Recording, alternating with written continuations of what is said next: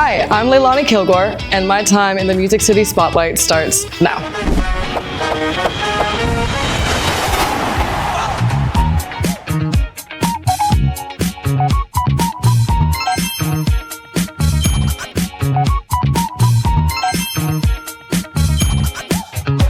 I would say Larkin Poe, Jack White, Rival Sons, and Bonnie Raitt. Because I started in blues and a lot of my music was effectively trying to be blues based, so that's where Bonnie Raitt comes in, but there's also a level of aggression to a majority of my songs that ties it back into like that rock and roll kind of genre.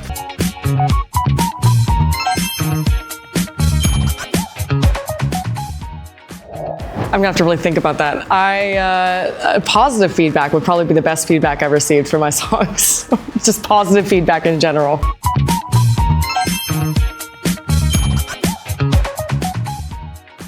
Yeah, absolutely. I would say last year when we opened for Lita Ford and Limp Bizkit at Sturgis, we played for like 7,500 bikers, which was just a really bizarre, eclectic experience in of itself.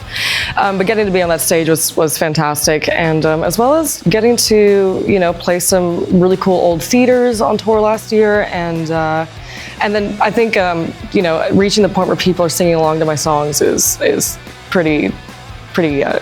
Yeah, that's pretty crazy from a performer perspective.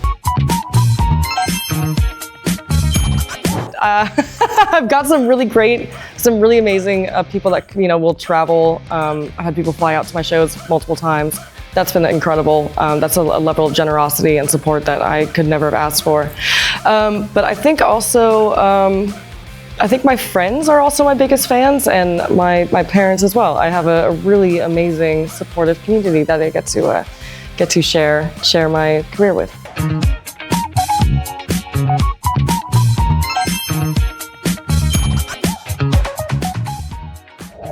I think the biggest challenge anybody faces as a musician is probably self-doubt. And I still face that quite a lot. I think it's hard not to, you're your own worst critic. And something I still struggle with is eye contact when I'm on stage, which sounds like it wouldn't be that big of a deal. I know so many performers who are amazing at eye contact and they can just draw the crowd in. And for the longest time I had this mentality of it's me versus the audience, when in fact it should just be you and the audience. I think that's been my biggest kind of setback that I'm working on resolving.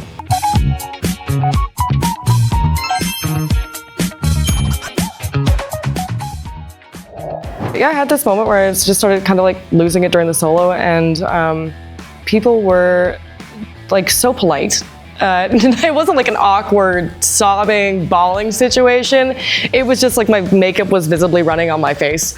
And people gave me, after that song, like the third standing ovation of the night. And that was just like a really overwhelming, wild experience that I wasn't expecting, because I think that when you're in such a vulnerable place, it can go either way. People maybe don't understand what's going on. They don't, maybe you're not emoting in a way that will connect with the audience. And I always feel like it's maybe even a little bit selfish. But the fact that people were so positively receptive to it and shared in the moment rather than what is happening? Why is she crying? Is she okay? In the emotion and then feeling it was just an unexpected, beautiful moment that I got to have. $10,000. 50 Cent can just call me up any other time. I got business to take care of first and foremost.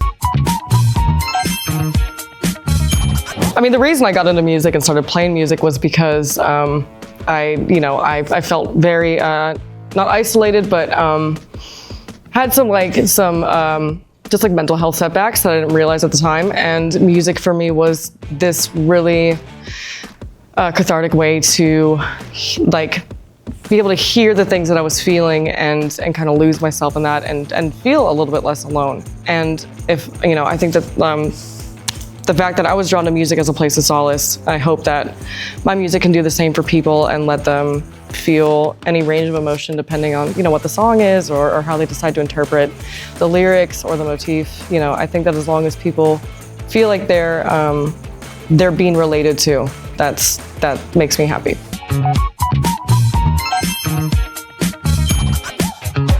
Last year we wrote a couple songs that definitely stray from that a little bit, and I always felt almost guilty playing those songs live because so often and for so long I promoted myself as a blues artist. And while my guitar playing will always have elements of blues because that's just what I came up in, that's never going to go away. Recently, in the past 4 to 6 months, I have just kind of thrown that out the window and have started just writing whatever I want to write without discrediting myself in a way of like telling myself, oh, this isn't in line with how you've been labeling yourself.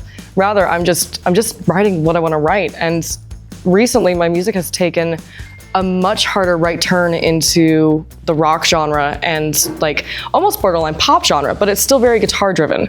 So it's still very like riff based. There's still a lot of blues influence, but I'm not feeling the need to try to force myself into a lane that I don't feel is necessarily authentic to how I really hear my sound. It's like I'm my own guilty pleasure artist in a way. So it's definitely changing, and I almost feel a little bit bad about that. But hopefully the people that have been so incredibly supportive thus far will come along for that little journey.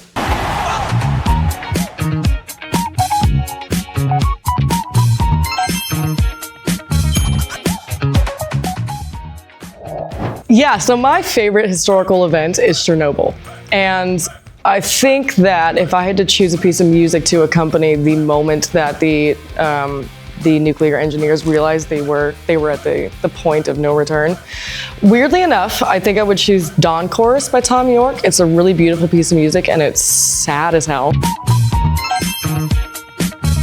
Yeah, so the new single is Steal Your Love. We've been playing it live since we wrote it on tour in October, and it's gone over really well. Definitely in this new vein of rock that we're steering towards. I love living in Nashville. Honestly, I dropped out of college to come to Nashville. Like, I came here during my senior year of high school to audition for Belmont.